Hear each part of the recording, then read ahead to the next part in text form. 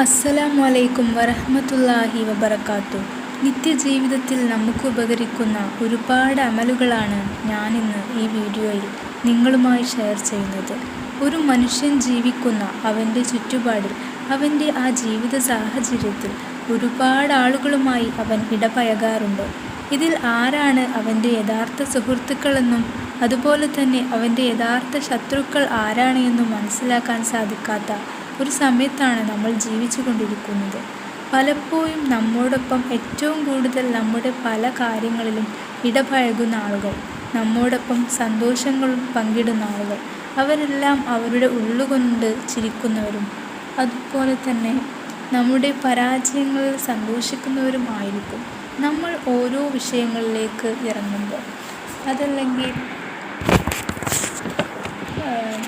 നമ്മോടൊപ്പം മറ്റുള്ള വിഷയങ്ങളിലൊക്കെ പങ്കെടുക്കുമ്പോൾ സന്തോഷത്തോടു കൂടി അവരെ വിളിച്ച് നമ്മുടെ കാര്യങ്ങളിലൊക്കെ ഇടപെടുത്തിയതിനു ശേഷം അവരുമായിട്ട് നമ്മളെല്ലാം പങ്കുവെക്കും. ഉറ്റ സുഹൃത്തുക്കളായിട്ട് അവരെ നമ്മൾ കാണും.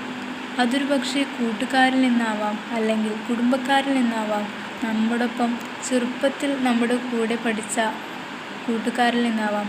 ഇങ്ങനെ തുടങ്ങി ജീവിതത്തിലെ പല സാഹചര്യങ്ങളിലെ നമ്മൾ പരിചയപ്പെട്ട ആളുകളിലെ, അതല്ലെങ്കിൽ അയൽവാസികളിൽ നിന്നാവാം, തുടങ്ങി പലരിൽ നിന്നും വിഷമങ്ങൾ അനുഭവിക്കാറുണ്ട്. നമ്മൾ നമ്മുടെ മനസ്സിൽ വിചാരിക്കുന്നത് അവർ നമ്മുടെ യഥാർത്ഥ സുഹൃത്തുക്കളായിരിക്കുമെന്ന്. പക്ഷേ നമ്മുടെ എല്ലാ വിഷമഘട്ടങ്ങളിലും അവർ നമ്മോടൊപ്പം നിൽക്കുകയും നമ്മുടെ വിഷമങ്ങളിലും പരാജയങ്ങളിലും അവർ സന്തോഷിക്കുന്നവരായിരിക്കും. അവർ കൽബ് കൊണ്ട് ചിരിക്കുന്നവരായിരിക്കും. ഈ സാഹചര്യത്തിലൂടെ കടന്നു പോവാത്ത ഒരാളും ഉണ്ടാകില്ല. എല്ലാവർക്കും ഇതുപോലത്തെ അവസ്ഥകൾ ഉണ്ടാവും. നമ്മൾ വല്ലാതെ വിശ്വസിച്ച്, നമ്മൾ വല്ലാതെ നമ്മോടടുത്ത് നിർത്തിയതിനു ശേഷം നമ്മളെ വഞ്ചിച്ചവരെ, നമ്മളെ പറ്റിച്ചു പോയ ആളുകൾ, അതുപോലെ തന്നെ ജോലിയിൽ നിന്ന് നമ്മോടൊപ്പം ജോലി ചെയ്യുന്ന ആളുകൾ ഉണ്ടാവും. പക്ഷേ ആ ഒരു ജോലിയിൽ നമുക്കൊരു പുരോഗതി കാണുമ്പോൾ, നമ്മൾ ആ ജോലി നന്നായിട്ട് ചെയ്യുമ്പോൾ അതിൽ അസൂയ വലിച്ച് പുലർത്തുന്നവരുണ്ടാകും.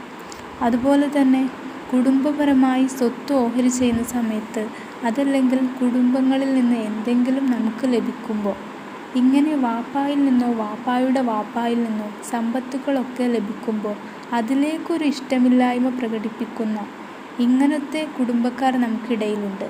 ഇതുപോലെയുള്ള ശത്രുദോഷങ്ങളിൽ നിന്ന് രക്ഷപ്പെടാൻ യാ ഹഫീളു യാ അല്ലാഹ് എന്ന ഇസ്മിനെ 11 ദിവസം നമ്മൾ പതിവാക്കുക.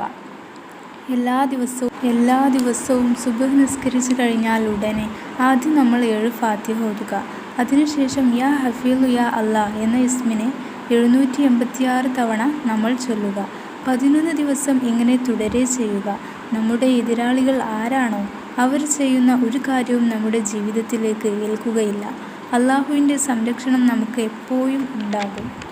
നിരന്തരം ഓരോ വിഷയങ്ങളിലെ പല ഏർപ്പാടുകളിൽ ബന്ധപ്പെടുന്നവർ ഉണ്ടാവുമല്ലോ, കച്ചവടങ്ങൾ, അതുപോലെ തന്നെ നിരന്തരമായിട്ട് നമ്മൾ ഓരോ കാര്യങ്ങളിൽ ബന്ധപ്പെടുന്ന ആളുകൾ, അതുപോലെ തന്നെ വിഷമങ്ങൾ അനുഭവിക്കുന്നവർ, എല്ലാ വിഷമങ്ങളെയും നീ മാറ്റിക്കൊടുക്കണേ. എല്ലാ സിഹർ പോലത്തെ മാരകമായ വിപത്തിൽ നിന്ന് അള്ളാഹുവേ ഞങ്ങളെ നീ കാത്തു രക്ഷിക്കണേ അല്ലാ. ഇൻഷാ അല്ലാ. അസ്സലാമു അലൈക്കും വറഹ്മത്തുള്ളാഹി വബറകാതുഹു.